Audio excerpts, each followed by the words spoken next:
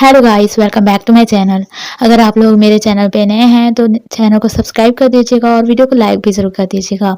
Video की तरफ चलते हैं। एपिसोड की स्टार्ट होती है जहाँ पे कथा कह रहा होता है कि मुझे किसी ने कहा था जब तुम मरने लगोगे तो तुम्हारी आंखों के सामने तुम्हारी लाइफ की मेमोरीज फ्लैश की तरह आएंगी। और उसे बटरफ्लाई दिखती है, उसके बाद कोई डूबता हुआ दिखता है और उसे टॉम दिखता है जो कि कह रहा होता है क्या मैं तुम्हें कथा बुला सकता हूँ। और उसे डॉम की याद आ रही होती है और काफ़ी सारी बटरफ्लाइज दिखती हैं।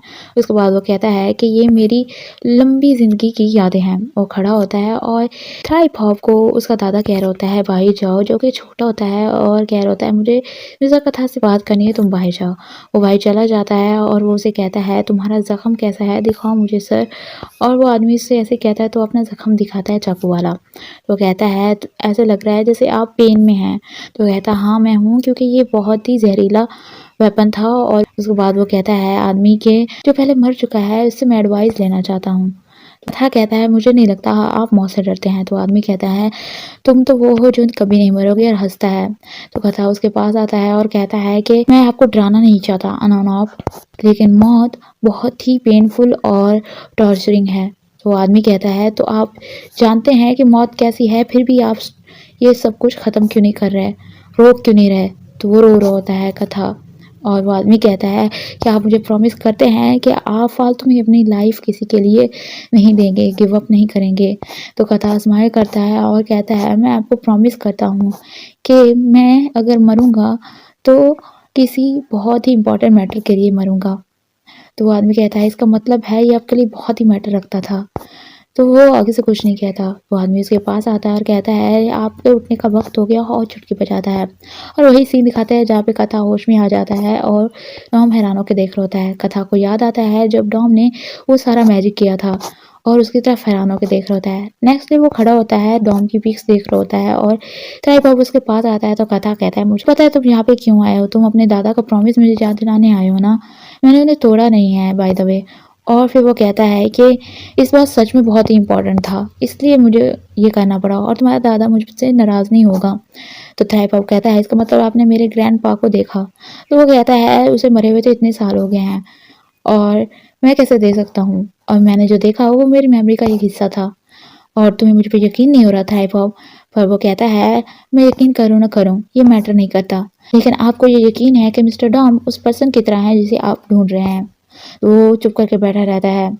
तो ट्राइबॉब कहता है आप भूल गए हैं अपनी बात जो आपने कही थी कि एक बार बंदा मर जाए तो दोबारा जन्म नहीं लेता। और कथा कहता है मैं भूला नहीं हूँ, लेकिन टॉम सच में उसकी तरह लगता है, बहुत ही सिमिलर है। और उन पिक्स की तरफ दोबारा देखने लग जाता है। उसके बाद वो कहता है कि मुझे प्रूव करना होगा इन्हें और मुझे वो मॉन्स मीन्स के कीड़े चाहिए। तो ट्राइबॉब कहता है मुझे बैम से बात करनी होगी।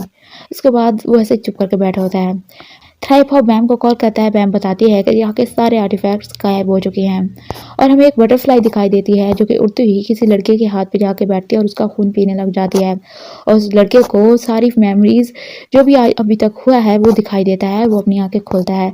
उसके बाद वो वही बटरफ्लाई एक कीड़े को दे देता है और किसी लड़की के ऊपर नज़र रख रहा होता है जिसका नाम रैन होता है। फिर वो स्माइल करता है और वो कीड़ा जब उस बटरफ्लाई को खाता है तो उसकी आंख से खून आने लग जाता है। उसके बाद जून वो डैगर रख रही होती है और जब वो डॉम की तरफ देखती है तो वो समझ जाती है कि ये कुछ कहना चाहता है। तो वो कहती है तुम्हारे चेहरे से ही पता चल रहा है कि तुम मिस्टर कथा के बारे में जानना चाहते हो, है ना। तो वो कहता है ऐसे कैसे हो सकता है कि वो मर चुके थे और फौरन ही जिंदा हो गए, ये नॉर्मल नहीं है ना। तो वो आगे से कहती है जब से तुम यहाँ पे आए हो यहाँ पे कुछ नॉर्मल हुआ है, बताओ मुझे डॉम।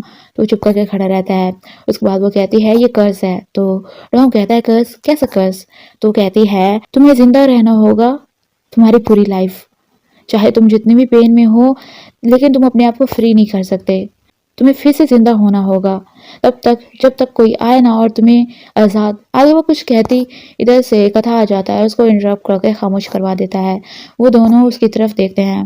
उसके बाद जून वहाँ से जाने लगती है लेकिन डॉम से रोक लेता है और अपने पास ही खड़े रहने को कहता है। कथा कहता है मुझे तुमसे कुछ बात करनी है, तुमने वो कैसे किया। तो वो कहता है क्या मैंने कैसे किया। तो कहता है उस रात को तुमने उस स्पिरिट जो डैगर से बनी थी उसे कैसे कंट्रोल किया, और उस ब्राइड के साथ भी तुमने ऐसे ही किया था, तुमने कैसे किया बताओ मुझे। हाँ कौन हो तुम, एग्जैक्टली कौन हो तुम। तो वो कहता है मुझे नहीं पता। कथा कहता है तुम्हें कैसे नहीं पता। तो जून कहती है हमें थोड़ी देर खामोश हो जाना चाहिए। तो कथा कहता है मैं तुमसे नहीं पूछा, और फिर से उसकी तरफ देखने लग जाता है। तभी थ्राइपॉप और बैम आ जाते हैं और थ्राइपॉप कहता है हम मुश्किल में हैं। उसके बाद कथा कहता है यू शॉर्टी। तो थ्राइपॉप कहता है इसका नाम बैम है, और कहता है कि तुम्हारे कहने का क्या मतलब है, आर्टिफैक्ट्स गायब हो चुके हैं। हाँ, तो वो कहती है कि मैं और मेरी टीम वहाँ पे इन्वेस्टिगेट करने गए थे क्राइम वाले सीन पे, पर थोड़ी देर तक हमें कुछ ऐसा फील ही नहीं हुआ कि हम हरकत कर पा रहे हैं, और जब हमने डिस्कस किया तो 2 घंटे तक का गैप, हमें कुछ भी याद नहीं है और वहाँ की सारी चीज़ें गायब हो गई। उसके बाद कथा कहता है मेरे ख्याल से हमें वो मॉन्क्स जल्द से जल्द ढूंढने होंगे। तो डॉम पूछता है ये मॉन्क्स क्या है, किस बारे में आप बात कर रहे हैं।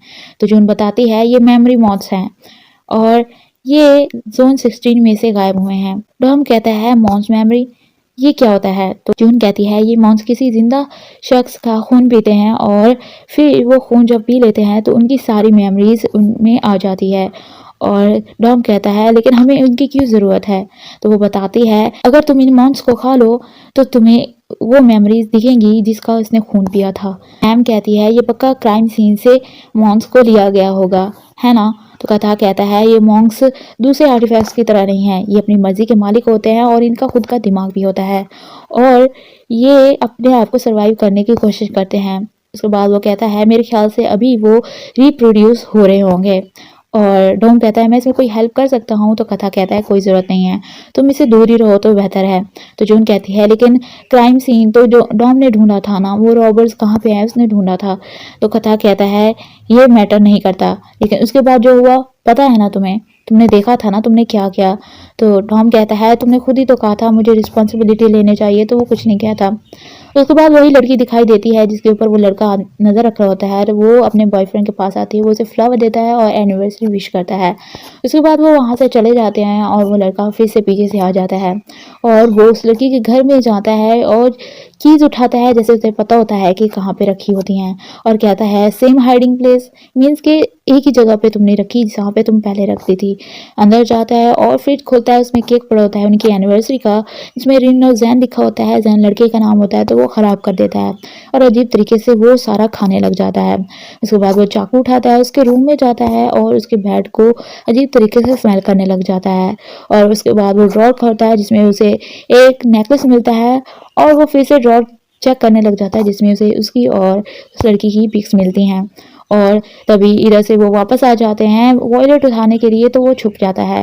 वो अंदर आता है जैन, तो वो कमरे की हालत देख के हैरान हो जाता है। उसके बाद वो वॉयलेट उठाने लगता है तो उसे शक होता है, तो वो दूसरा ड्रॉर खोलता है, उसमें उसकी पिक्स दिखती हैं और वो हैरान हो जाता है। उसके बाद वही लड़का उसको मारने के लिए आगे आ रहा होता है, तभी बाहर से रैन उसे बुला लेती है और वो वहाँ से चला जाता है और वो लड़का छुप गया होता है। उसके बाद वो उसे केक दिखाती है, तो वो लड़का कहता है ये किसने किया। तभी वो लड़का बाहर से देख रहा होता है, उससे आवाज़ होती है, तो वो बाहर चेक करने के लिए चला जाता है। रैन अपने रूम में जाती है और हैरान हो जाती है, उसके टेबल पर वही पिक्स रखी होती हैं और वो नेकलेस भी होता है जिसके ऊपर चाकू लगा खड़ा होता है। वो पिक्स जल्दी से ड्रॉर में डाल देती है और जब उसका बॉयफ्रेंड अंदर आ जाता है, वो देख रही होती है बैल्कनी से बाहर, और वो लड़का उसे मिडल फिंगर दिखाते हुए वहाँ से चला जाता है और वो ऐसे ही डर के खड़ी होती है। मौत घर पे आता है और ड्रग्स ढूंढ रहा होता है पर उसे मिल नहीं रही होती ही। तभी वो अपने पेट की तरफ देखता है जो कि मर चुका होता है, उसके ऊपर बहुत सारी बटरफ्लाईज आ चुकी होती हैं, और जब वो उस बटरफ्लाई की तरफ देखता है तो वो अपने पर्स से आँख खोलती है और वो डर के बेड के ऊपर बैठ जाता है। उसके बाद वो उनमें से एक बटरफ्लाई को मारता है और उसका खून उसके हाथ पे लग जाता है। उसे अपनी गर्लफ्रेंड की बात याद आ रही होती है जो जिसने कहा था कि तुम अपने घर से बाहर नहीं निकलते और दूसरी लड़कियों की तरफ भी नहीं देखते, मेरे लिए यही काफ़ी है। और वो उस खून को स्मेल करता है और उसे चाटने लग जाता है। तभी उसे उसकी और उसकी गर्लफ्रेंड के इंटीमेट सीन याद आते हैं क्योंकि उसके पेट ने देखे होते हैं, और उसे अच्छा लगता है तो वो और उसको उनको चाटना है, और उसे लगता है उसकी गर्लफ्रेंड उसके साथ है और उसे किस कर रहा होता है, और ये सब कुछ उसकी इमेजिनेशंस होती हैं। जैन और रिन दोनों गए होते हैं पुलिस स्टेशन रिपोर्ट लिखवाने के लिए और उन्हें तस्वीरें दिखा रहा होता है जैन। तो पुलिस वाला कहता है कि अभी तक कुछ सीरियस नहीं हुआ तो हम अभी एक्शन नहीं ले सकते। तो उसका बॉयफ्रेंड कहता है जब तक कोई मरेगा नहीं आप लोग एक्शन नहीं लोगे क्या। और बैम और थ्राइपो वहीं पे आ जाते हैं। वो कहता है उस लड़की से कि आप बताएं आपको किसी पे शक है, पर वो कोई जवाब नहीं देती। उसके बाद बैम और थ्राइपॉप उसकी तरफ देखते हैं। थ्राइपॉप उस लड़की की तरफ गौर से देख रहा होता है और वो लड़की ऐसे सीरियस बैठी होती है। तो बैम जेलस होते हुए कहती है कि तुम उधर क्या देख रहे हो, इधर अटेंशन दो मेरी तरफ। तो कहता है अच्छा ठीक है तुम्हारी तरफ ही देता हूँ। उसके बाद वो ऐसे बैठ जाते हैं।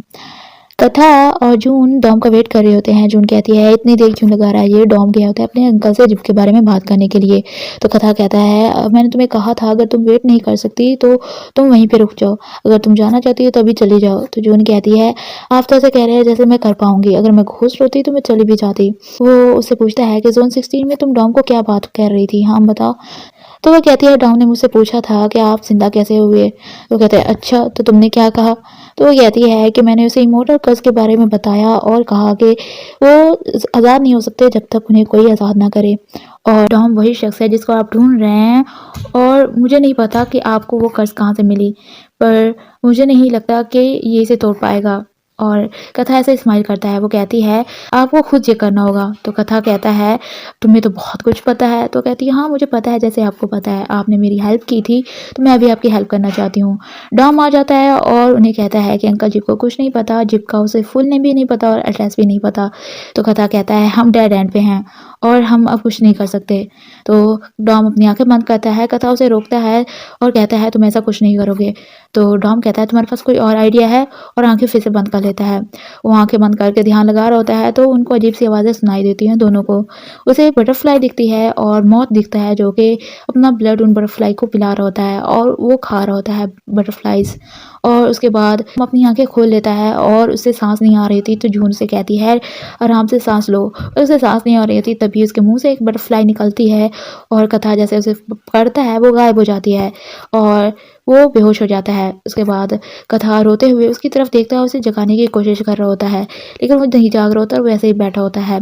उसके बाद रिन और जैन दिखाते हैं जहाँ पे रिन गाड़ी से निकलती है। जैन कहता है तुम पक्का हो कि मैं तुम्हारे साथ आज ना रहूँ यहाँ पे। तो कहती है हाँ तुम जा सकते हो। जब वो चला जाता है तो वो अपने एक्स बॉयफ्रेंड मौत के घर के बाहर जाती है और बैल बजाती है। मौत बाहर आता है तो उसे कहती है मैं तुमसे बात करना चाहती हूँ। वो डोर खोलता है, जब वो अंदर आ जाती है तो वो डोर क्लोज कर देता है और चला जाता है। ट्रेन भी उसके पीछे पीछे चली जाती है। पार्ट 1 में यहीं पे ख़त्म कर रही हूँ। अगर वीडियो अच्छी लगी हो तो वीडियो को लाइक करना, मेरे चैनल को सब्सक्राइब करना और बेल आइकन को दबाना मत भूलना। Thanks for watching.